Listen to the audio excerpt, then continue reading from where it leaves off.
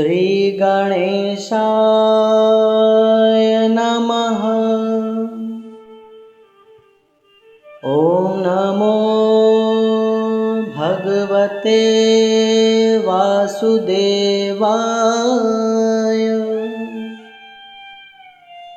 कार्तिक महात्म व्रत कथा 20वां अध्याय।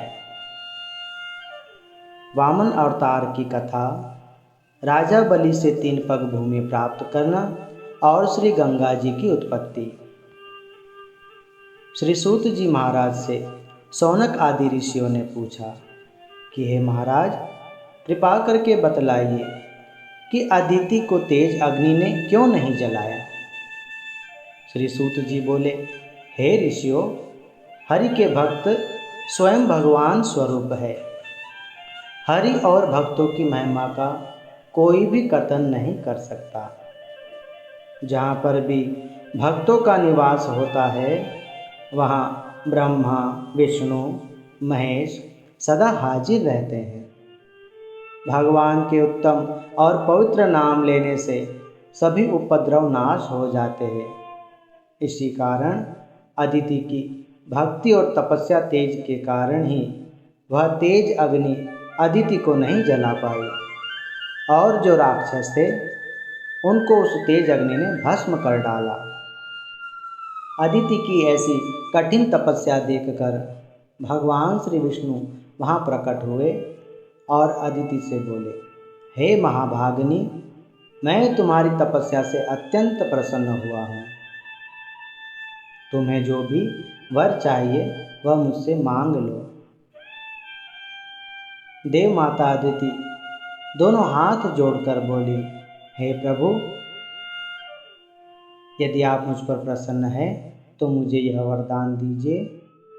मेरी संतान जो दैत्यों के कारण दुख और कष्ट पा रही है, परंतु हे भगवान, दिति की संतान भी मेरे पुत्रों के जैसे ही है।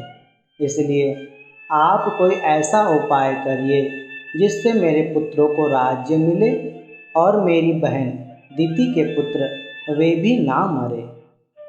अदिति की विनती सुनकर भगवान श्री विष्णु प्रसन्न होकर बोले, हे देवी, तुम्हारी प्रीत तुम्हारे अपनों पुत्रों में तो है ही, पर साथ में तुम्हारी बहन दिति के पुत्रों में भी है।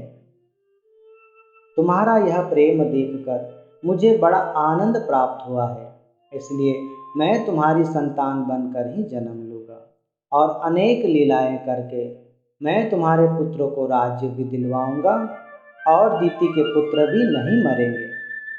तब अदिति भगवान से बोली, हे प्रभु, हे दीन दयालु, मैं जग के पालनहार प्रभु को धारण करने में कैसे समर्थ हो सकती हूँ। आपके रोम रोम में तो करोड़ों ब्रह्मांड समाये हुए हैं। मैं साधारण स्त्री आपको कैसे धारण कर सकती हूँ। अदिति की यह विनती सुनकर भगवान बोले, हे देवी, तुम्हारी बात सत्य है, पर याद रखो, जो मेरे भक्त होते हैं वह सदा मुझे ही धारण करते हैं। माता, पिता, गुरु और अतिथि की जो सेवा करता है वह सदा मुझे धारण करते हैं। इसलिए हे देवी, तुम निश्चिंत हो जाओ। इतना कहकर भगवान श्री विष्णु ने अपने गले की माला अदिति को पहनाकर अंतर ध्यान हो गए और कुछ समय उपरांत भगवान श्री वामन रूप में प्रकट हुए। और दूसरी तरफ दैत्यों के गुरु शुक्राचार्य के कहने पर दैत्यराज बलि ने 100 महायज्ञ करने का संकल्प लिया और यज्ञ आरंभ कर दिया। उस महायज्ञ में अनेक देवी देवता भी आए हुए थे और उस यज्ञ में वामन भगवान भी उपस्थित हुए। उन्हें देखकर गुरु शुक्राचार्य समझ गए कि यह तो भगवान विष्णु का अवतार है। तब गुरु शुक्राचार्य ने राजा बलि को एकांत में ले जाकर कहा कि हे राजा बलि, देखो, यह वामन है, यह भगवान विष्णु का अवतार है और यह तुम्हारा समस्त राजपाट तुमसे मांगने आया है। और यदि तुम अपना भला चाहते हो तो मेरी बात को मानो और उसे दान में कुछ भी मत देना। अपने गुरु के वचन सुनकर राजा बलि बोले, हे गुरुदेव, यदि भगवान इस यज्ञ को सफल करने के लिए मुझसे दान में कुछ मांगेंगे तो मैं उन्हें कैसे मना कर सकूंगा। भगवान को प्रसन्न करने के लिए तो ऋषि मुनि कितने यज्ञ और कितनी तपस्या करते हैं, और मैं कितना बड़ा भाग्यशाली हूँ जो मेरे यज्ञ में भगवान स्वयं चलकर आए हैं। इससे बढ़कर और क्या हो सकता है। और जो भगवान को दान देता है उसका पुण्य तो युगों युगों तक समाप्त नहीं होता है। उन दोनों की वार्तालाप चल ही रही थी कि वामन भगवान उस यज्ञ वाले स्थान पर पधारे। तब राजा बलि ने वामन भगवान को अर्घ दिया और उन्हें देखकर राजा बलि के नेत्रों से प्रेमपूर्ण अश्रुधारा बहने लगी और दोनों हाथ जोड़कर बोले, हे प्रभु, आज आपके दर्शन करके मेरा यज्ञ और मेरा जीवन सफल हो गया। मैं अपने आप को परम भाग्यशाली समझता हूँ जो आपने आकर मेरी यज्ञ की शोभा बढ़ाई है। हे देव, अब कृपा करके बतलाइए कि आपका यहाँ पर किस कारण से आगमन हुआ है। तब श्री वामन बोले, हे राजन, यदि तुम सच्चे मन से प्रसन्न हो तो तुम मुझे तप करने के लिए 3 पग भूमि का दान दो। तब राजा बलि बोले, हे प्रभु, आप 3 पग भूमि का क्या उपयोग करेंगे, उसमें तो आपको बड़ी कठिनाई होगी। इससे अच्छा तो आप मुझसे कोई संपूर्ण राज्य ही मांग लीजिए। तब वामन रूप में भगवान बोले, हे राजा बलि, हमारा धन और पदार्थों से क्या काम है। शास्त्रों में भी लिखा है कि क्षत्रियों को भी चाहिए कि वह ब्राह्मणों को पृथ्वी का दान करे।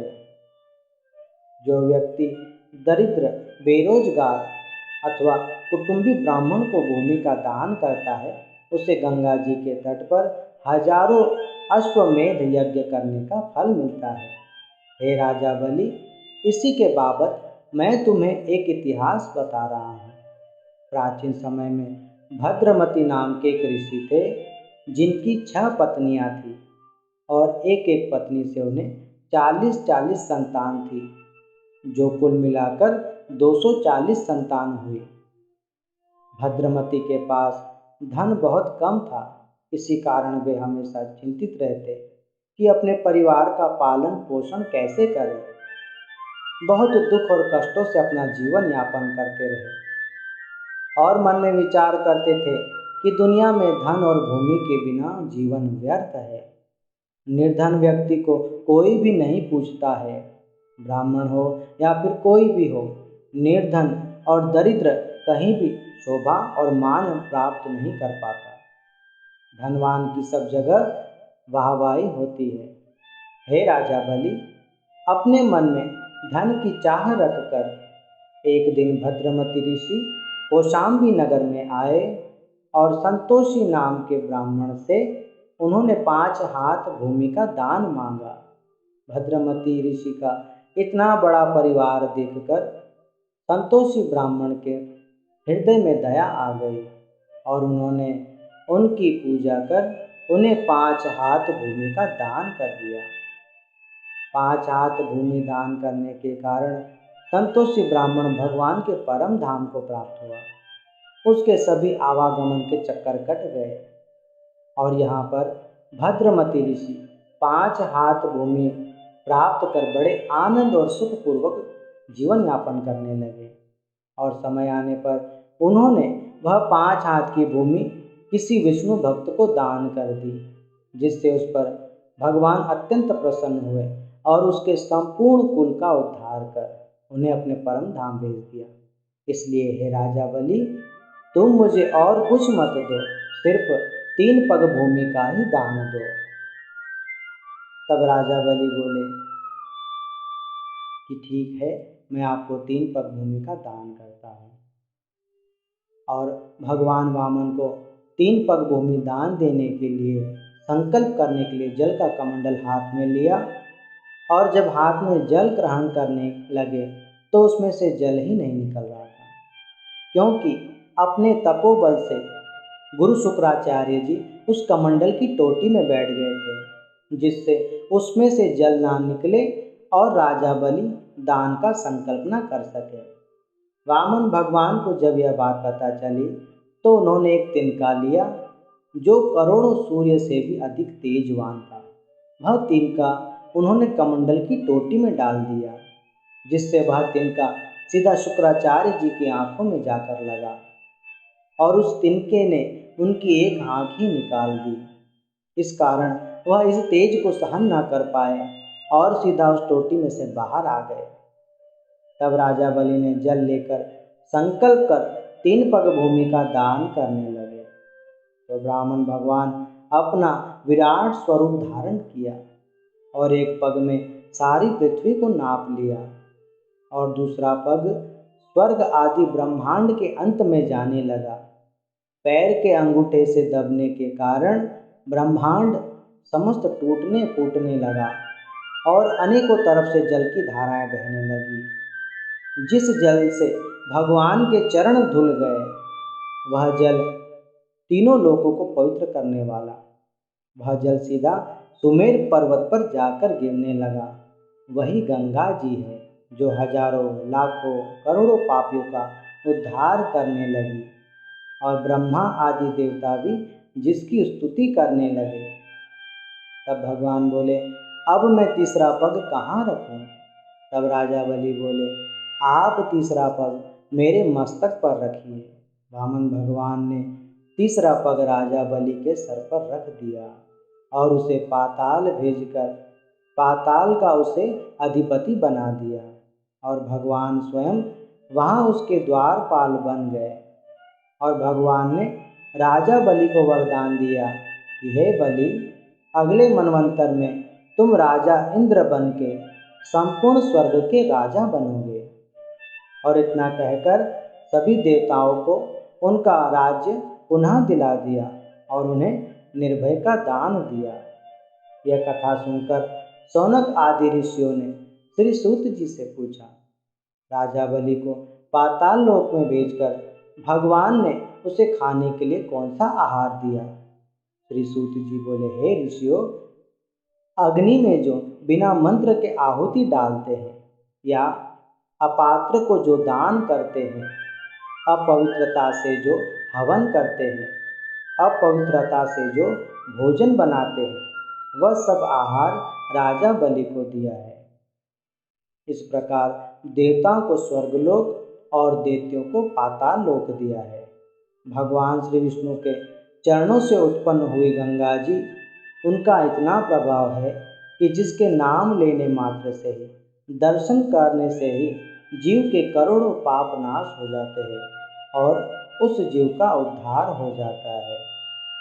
पद्म पुराण कार्तिक मास महात्म्य वामन अवतार कथा श्री गंगा जी की उत्पत्ति बाबत 20वां अध्याय समाप्त।